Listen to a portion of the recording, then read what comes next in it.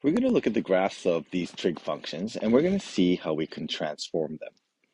So we're first going to start off with the y equals sine of theta. So there's our y equals sine theta. Starts at 0, 0 here, and it has a period of 2 pi.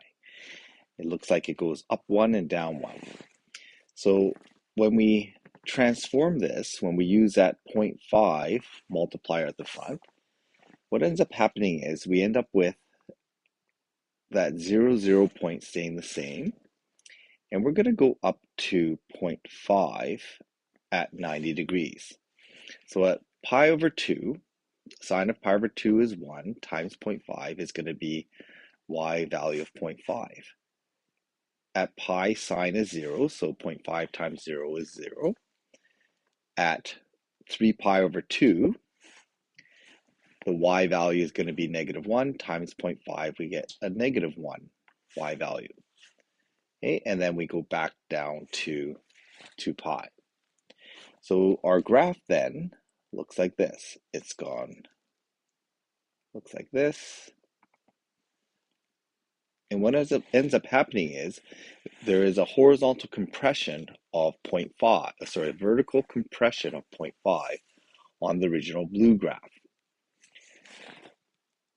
We can then see what happens when we multiply the sine value by 2. So same thing at 0, 0, the y value stays the same. At pi over 2, we normally have the sine value is equal to 1.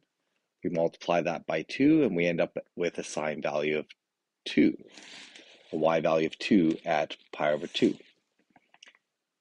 Going back to 180 degrees, or pi, the vertical component is back to 0. At 3 pi over 2, we get negative 1 times 2, which is negative 2, and then back to 0. So the graph then is going to go up to 2, back down to 0, down to negative 2, and back to 0. So what ends up happening is the 0.5 gives us a vertical compression of 0.5. The 2 in front of the sine gives a vertical expansion of 2. And notice that it is just vertically expanding from the x-axis. And so it's working the same as our vertical compression expansion factor. So what can we generalize first of all? We can generalize the effect of A. A is a vertical expansion or compression.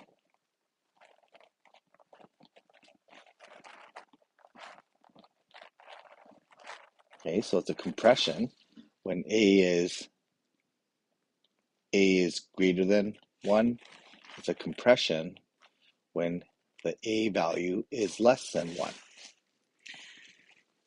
And what ends up happening then is that A value also gives the amplitude. So since the amplitude was normally 1, a compression of 0.5 gives us a new amplitude of 0.5. In the green graph, we start with an amplitude of 1, but now our amplitude is been expanded by 2. So we get an A value, the amplitude here,